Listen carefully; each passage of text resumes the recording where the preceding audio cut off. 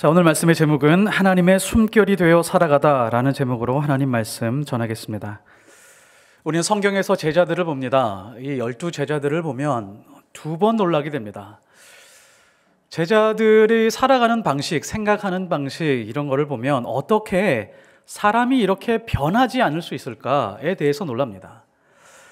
예수님이 기적을 베풀고 심지어 죽은 자들을 살려내는 그 장면을 두 눈으로 목격했음에도 불구하고 사람이 변하지 않습니다.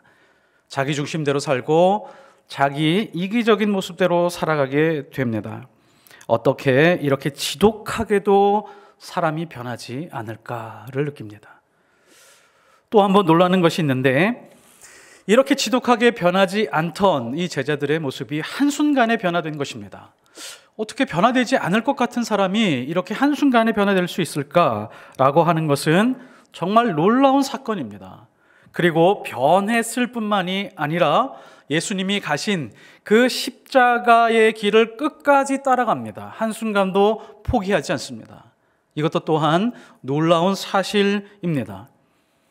결정적인 차이가 무엇이 있을까요? 어떤 점이 가장 결정적인 차이일까요? 차이는 성령입니다. 예수를 믿고 평생 예배를 드려도 사람은 거의 변화되지 않습니다. 나는 기독교인이야 말씀 보고 기도해도 사람은 잘 변화되지 않는 것 같습니다. 그런데 성령이 오시면 변화됩니다. 성령이 아니고는 예수를 주라고 시인할 수 없으며 성령으로 거듭나지 않고는 하나님 나라에 들어갈 수 없다고 예수님께서 말씀해 주셨습니다. 성령이 아니면 사람은 변화되기 어렵습니다. 성령과 분리된 교회가 있다면 교회가 아닙니다. 성령은 교회를 통해서 지금도 사람을 변화시키고 하나님의 일을 이루어 가십니다. 우리가 신앙생활을 하면서 주목해야 될 것이 있습니다. 변화와 은혜에 주목하지만 제자들의 변화와 교회의 부흥만 붙들고 있으면 안 됩니다. 변화와 부흥은 시작점에 불과할 뿐이지 그것이 전부가 아닙니다. 우리가 제자들을 바라보면서 놓치지 말아야 될 아주 중요한 것이 있습니다. 변화 이후에, 성령이 충만한 이후에, 은혜가 충만한 이후에 인생의 방향이 어디로 가고 있는지입니다. 그리고 어디서 그들의 인생을 마쳤는지가 굉장히 중요합니다. 더 중요한 것은 이 사람들이 왜 그렇게 살았을까에 대한 것입니다. 만일에 그리스도인들이 변화와 은혜 안에서만 머물러 있으면 좋을 것 같지만 그렇지 않습니다. 영혼이 병들 수 있습니다. 예수님이 제자들을 3명을 데리고 변화산에 올라가셨죠. 그 산에 올라갔는데 예수님과 엘리야와 모세가 대화하는 장면을 봤습니다. 세상에 어떠한 빨래를 해도 그렇게 힐 수 없는 하나님의 영광이 그 세 분에게 머물러 있어서 제자들이 이렇게 얘기를 합니다. 예수님, 우리 이 자리에서 초막 셋을 짓고 여기서 계속 머물렀으면 좋겠습니다. 예수님이 이런 지하에 거절합니다. 아니다. 변화와 은혜에서 머무는 것이 아니라 제자들 너희는 가야 할 길이 있다. 가야 할 믿음의 길이 있다. 변화와 은혜는 지금 우리에게 주어진 것이고 거기에서 출발하는 것이다 라고 가르쳐 주시는 것입니다. 우리의 믿음은 변화와 은혜에서 멈추지 않습니다. 우리의 믿음은 항상 걸어가야 할 길이 있습니다. 그래서 믿음은 동사라고 말합니다. 어떤 길일까요? 이 길을 구분해야 됩니다.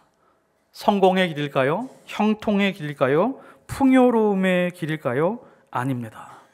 예수님은 한 번도 그런 길에 대해서 말씀하신 적이 없습니다. 자, 우리는 누가 뭐라 그래도 부인할 수 없는 하나님의 백성이죠. 하나님의 백성이 되는 것은 좋은 것일까요? 안 좋은 것일까요? 좋은 것입니다. 안 좋은 것일 수가 없죠. 세상에서 그 무엇보다도 가장 좋은 것입니다. 그러면 택하신 족속, 하나님의 소유된 백성, 왕같은 제사장이 되었습니다. 하나님의 자녀가 되었습니다. 좋은 것일까요? 안 좋은 것일까요? 좋은 겁니다. 그러면 하나님이 선택하신 족속, 선택한 백성, 하나님의 자녀들은 살아내야 되는 삶이 있습니다. 왕 같은 제사장들이 걸어가야 될 길이 있습니다. 좋은 것일까요? 안 좋은 것일까요? 좋은 것이죠. 좋은 것입니다. 그런데 좋은 것이 쉬운 길일까요? 어려운 길일까요? 어려운 길입니다. 이제 여기서부터 마음의 갈등이 시작됩니다. 힘든 길입니다. 양약은 입에 쓰죠. 건강한 음식들은 맛이 별로 없습니다. 진짜 사랑은 이벤트로 얻어내는 그런 사랑이 아니라 매일매일 지지고 받고 싸우는 그 생활들과 삶들 속에서 작은 배려들을 쌓아가는 것이 진짜 사랑이죠. 하나님의 백성이 가는 길은 좋은 길입니다. 하지만 사람들이 잘 선택하려고 하지 않습니다. 좋은 길인지는 알겠는데 힘든 길이기 때문에 그 길 가려고 하지 않습니다. 신앙에 문제가 생길 때가 있습니다. 좋은 것에만 머물고 힘든 길 가려고 하지 않을 때입니다. 그때 그리스도인이 취해지기 시작을 합니다. 좋은 것들만 붙들고 그것만 추구하면서 하나님, 이 안에만 담아주십시오. 그러나 하나님이 가라고 하는 길은 별로 가고 싶지 않습니다. 라고 하는 그 순간부터 우리의 영혼에는, 우리의 삶에는 문제가 생기기 시작을 합니다. 하나님께서 이스라엘 백성을 부르셨습니다. 400년 동안 노예로 있는 그 이스라엘 백성을 부르셨습니다. 왜 부르셨죠? 너희들은 거기서 머물러 있어서는 안 되고 가야 할 길이 있다. 그 가야 할 길이 어디죠? 광야의 길이었습니다. 광야의 길을 따라갔습니다. 자의반 타의반 따라갔습니다. 자유를 얻었다라고 좋아하면서 따라갔습니다. 좋은 길인 줄 알고 따라갔습니다. 그런데 따라갔던 대부분의 이스라엘 백성들은 가나안 땅에도 들어가지 못하고 광야 한가운데서 인생을 마감했습니다. 자기 집 한 채 소유해 본 적도 없고 내 사랑하는 자식이 세상에서 잘 되는 것 본 적도 없으며 해외여행 가서 경치 좋은 해변에 앉아서 맛있는 음식 먹으면서 인생을 즐겨본 적도 없습니다. 공휴일에는 가족들과 패밀리 레스토랑 가서 맛있는 음식 먹으면서 여유를 즐겨본 적도 없습니다. 그래서 이스라엘 백성들이 불평과 불만을 가지기 시작을 했습니다. 민수기 11장 4절에서 5절에 보면 이스라엘 자손도 다시 울며 이르되 누가 우리에게 고기를 주어 먹게 하랴. 우리가 애굽에 있을 때에는 값없이 생선과 오이와 참외와 부추와 파와 마늘들을 먹은 것이 생각나거늘. 광야의 길, 하나님의 백성들이 가는 그 길을 따라가고 있었는데 너무너무도 지겹고 지겨운 삶이었습니다. 자, 다시 한번 말씀드리겠습니다. 어느 삶이 더 의미가 있을까요? 노예로 살아가는 삶인데 생선 스테이크 먹으면서 파와 부추, 마늘 얹어가지고 먹으면서 즐기며 후식으로 참외를 먹는 삶이 있습니다. 그리고 하나님의 백성으로 살아가는 그 인생이 되었는데 광야 한가운데로 가서 먹을 것 못 먹고 입을 것 못 입고 편안한 집에서 살지 못하는 그 삶이 있습니다. 어느 것이 더 의미가 있을까요? 하나님의 백성이 된다는 것은 어쩌면 광야에서 인생을 끝날 수도 있다는 아주 위험한 길입니다. 광야에서 하나님의 백성으로 끝이 나는 인생, 그 인생이 의미 있을까요?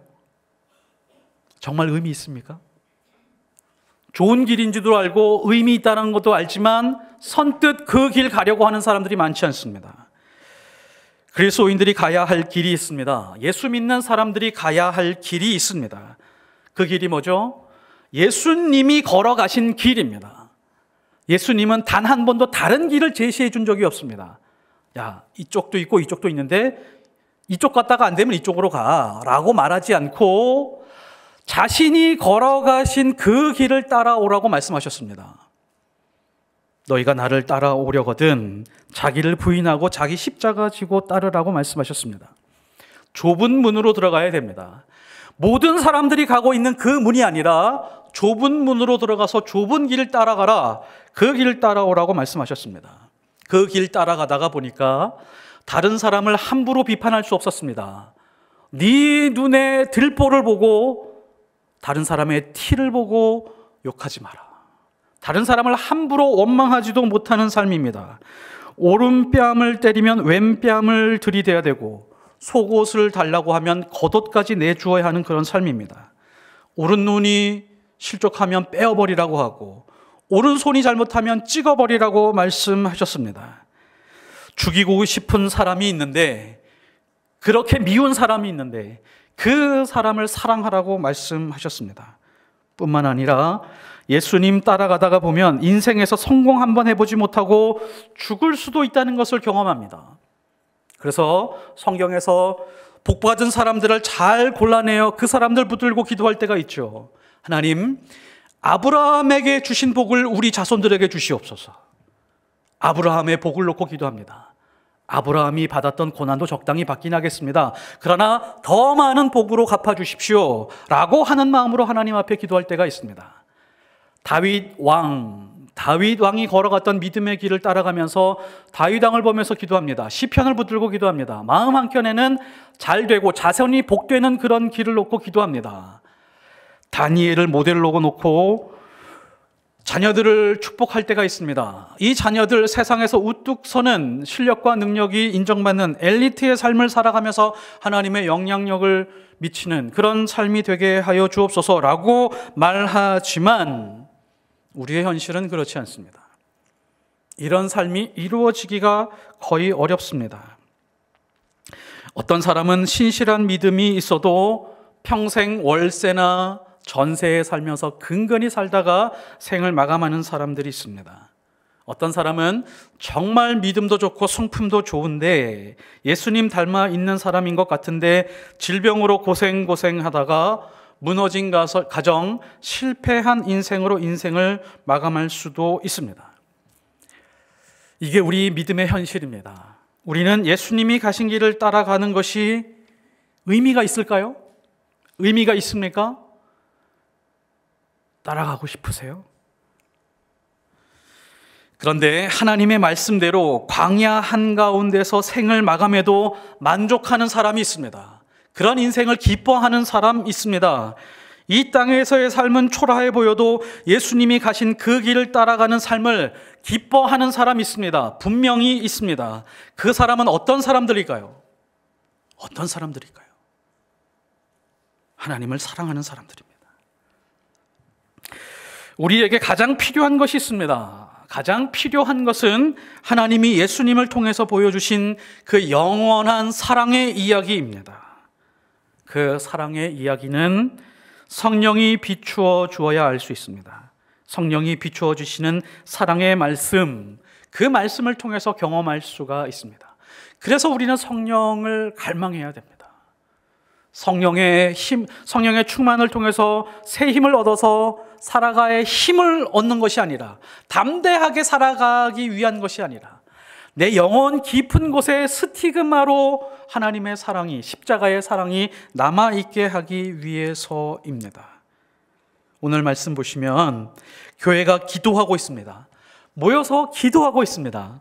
너무 멋진 장면입니다. 소리 높여서 기도할 때 특별하게 느끼는 것이 있었습니다. 진동을 느끼고 있었습니다. 놀라운 진동을 느끼고 있었는데요, 31절에 보면 빌기를 다하매 모인 것이 진동하더니 무리가 다 성령이 충만하여 하나님의 말씀을 전하니라. 자, 이것을 종교적인 것으로 보면 안 됩니다. 종교적으로 체험하는 신비한 현상으로 평가해서는 안 됩니다. 성령의 충만을 경험하면 반드시 진동이 있어. 모여서 기도할 때 성령의 진동을 경험해야 성령의 충만을 경험하는 거야 라고 하면서 한때 어떤 특정 부류의 사람들은 이 진동을 경험하게 해달라고 하나님 앞에 간구하는 사람들이 있었습니다. 이 진동이라고 하는 것은 성령의 충만에서 오는 경험인데, 이 진동은 어떤 진동이냐? 성령의 충만을 통해서 우리에게 특별하게 주어지는 영적인 감정이었습니다. 어떤 거죠? 사랑과 희락과 화평과 오래 참음과 자비와 양성과 충성과 온유와 절제와 같은 그런 것이 내 안에 쏟아 부어져 오니까 진동처럼 느껴지는 것입니다. 사도들과 성도들은 이런 특별한 진동을 경험했습니다. 그러니까 한마디로 말해서 하나님의 사랑이 쏟아져 부어져 오는 것을 경험하고 그것을 특별하게 느꼈던 것입니다. 그래서 어떻게 됐죠? 그 다음에 행동이 이겁니다. 하나님의 말씀을 전하니라. 모여서 기도해서 하나님이 오시는 그 특별한 경험을 하면서 먹고 마시고 서로 은혜를 나눈 것이 아니라 서로에게 나눌 필요 없이 지금 견딜 수 없는 하나님의 그 사랑을 하나님의 말씀을 통해서 세상에는 전하지 않고 견딜 수 없는 그런 힘과 사랑을 느껴서 말씀을 전하기 시작을 했습니다.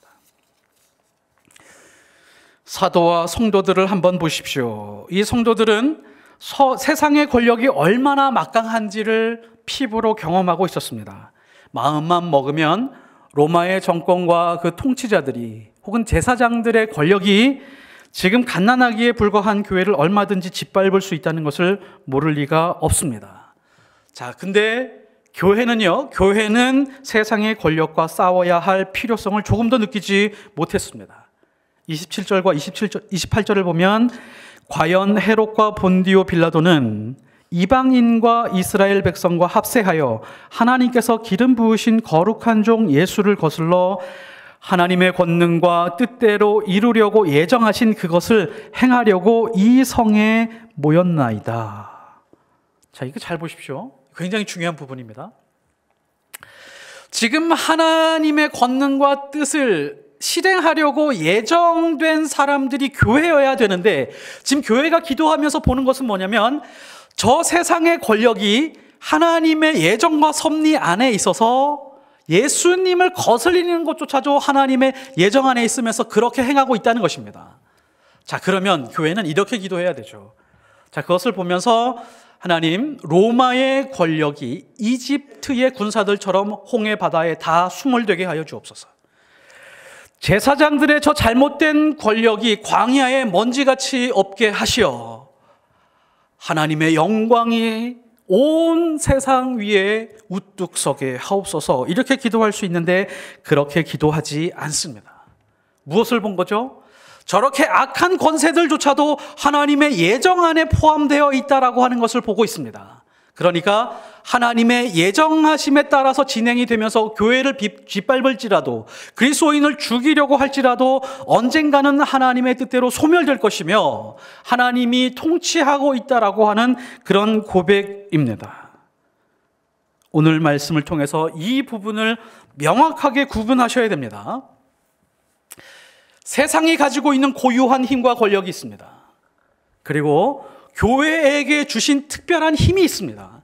자, 이게 무엇이죠?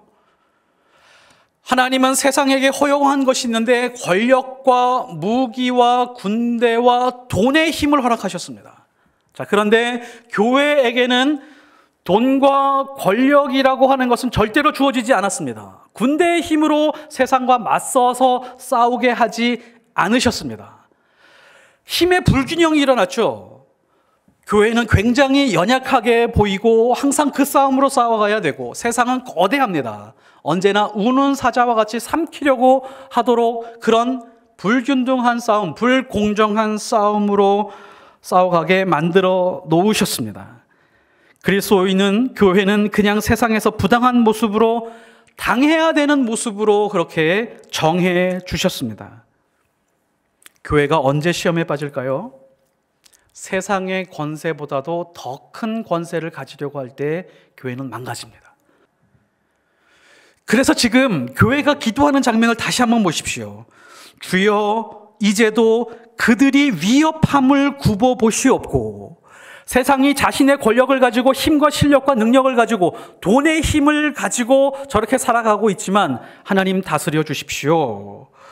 또 종들로 하여금 담대히 하나님의 말씀을 전하게 하여 주시오며. 이 기도는 하나님이 일하시는 방식을 완벽하게 이해하고 있습니다. 하나님이 성령을 보내시고 성령에 충만하여 십자가의 사랑으로 진동하고 있었습니다. 세상과 싸우려고 나간 것이 아니라 하나님의 말씀으로 세상에 나가서 하나님의 숨결을 불어넣는 것, 이것이 바로 교회가 할 일이다 라고 하면서 하나님의 말씀을 잘 전할 수 있게 도와주십시오. 하나님 앞에 기도하고 있습니다. 우리는 우리에게 주신 무기가 권력의 힘이 아니고 돈의 힘이 아닌 줄 믿습니다. 말씀의 능력인 줄 믿습니다. 그 말씀을 붙들고 세상에 나가서 싸우겠습니다. 오로지 살아있는 하나님의 말씀만이 세상의 권세를 이길 수 있기 때문입니다. 교회는 기적을 체험하고 은혜만 누리는 곳이 아닙니다. 하늘의 음성을 땅으로 전달하는 통로입니다. 생명의 말씀을 세상에 불어넣어서 죽어가는 세상을 살려내는 곳입니다. 하나님은 하나님의 생기를 불어넣어서 흙인 인간을 만들어내셨습니다. 생기를 불어넣었는데 그냥 불어넣었을까요? 아니요. 하나님의 온 사랑을 담아서 생기를 불어넣었을 것입니다. 아기가 태어났습니다. 그 아기에게 사랑한다고 고백하는 그 부모의 심정처럼, 그 엄마의 마음처럼 인간을 창조하셨을 때, 생기를 불어넣을 때 하나님이 가장 사랑하는 마음을 담아서 아마 불어넣으셨을 것입니다. 생기를 불어넣어서 생명이 되어서 사람이 되었습니다. 태초부터 말씀으로 계셨던 분이 이 땅에 오셔서 사랑의 삶을 살면서 하나님의 숨결로 십자가 위에서 돌아가셨습니다. 이제 그 말씀이 교회에 담겨졌고 우리 인생에 담겨졌습니다. 그 말씀이라고 하는 것은 그 말씀을 열어보면 예수 그리스도의 사랑 그 자체이고 하나님의 숨결 그 자체입니다. 하나님의 숨결이 죽어가는 세상으로 전해져서 살아나게 하는 것, 이것이 하나님의 뜻이라고 하는 것을 깨닫고 지금 교회가 2번이나 하나님의 말씀을 전하게 되고 복음을 증거하게 되는 쪽으로 방향을 잡고 있습니다. 지금 교회가 잘 세워지지 않았죠. 조직을 세워가거나 교회에 무언가 다른 것을 잘 만들어가기 위한 것에 쏟지 않고 하나님의 말씀을 어떻게 하면 죽어가는 세상, 한 사람이라도 더 잘 살리기 위한 노력으로 지금 바꾸어가고 있다는 것을 볼 수가 있습니다. 성령이 충만하여 담대히 하나님의 말씀을 전하니라. 지금 이 교회는 불안정했습니다. 언제 사라질지 모릅니다. 조직이 탄탄하지 않습니다. 리더가 명확하지가 않습니다. 제자들이긴 하지만 조직이 집사나 권사로 이렇게 잘 조직이 되지 않은 상태였습니다. 그럼에도 불구하고 우리의 모인 목적은 하나님의 말씀을 통해서 우리에게 새겨주신 그 하나님의 사랑을 전하는 것이다 라고 하는 것을 알고 말씀을 전하러 세상으로 나가기 시작을 했습니다. 왜 그리스도인이 복음을 전하고 하나님의 말씀을 전할 수밖에 없을까요? 하나님의 사랑 때문입니다. 크고 높고 넓고 깊은 그 하나님의 사랑을 담고 있기 때문입니다. 그리고 하나님의 말씀을 붙들고 살아가면서 내 안에 쌓여진 하나님의 사랑 이야기가 있기 때문입니다. 그 사랑 이야기를 전하지 않고는 견딜 수 없는 삶이 되어버렸기 때문입니다. 그래서 비록 광야에서 인생이 끝나도 감사하고 살아가다가 비난과 채찍과 고난을 당해도 기뻐할 수 있는 힘이 있습니다. 교회가 말씀을 통해서 하나님의 말씀을 전하지 않으면 하나님을 사랑하는 것이 아닙니다. 은혜와 평안만 붙들고 머물러 있으면 하나님이 인도하시는 광야와 예수님의 십자가를 거부하는 것과 같습니다. 사랑이 있으면 광야에서 죽을 수 있는 힘이 있습니다. 사랑이 있으면 십자가의 길을 기뻐할 수 있는 그런 능력이 있습니다. 우리 교회가 이 사도행전에 나오는 교회처럼 하나님의 사랑 이야기를 전하며 우리의 삶 그 자체가 하나님의 숨결이 되어 생명을 살려내는 교회가 되시기를 예수 그리스도의 이름으로 축복합니다.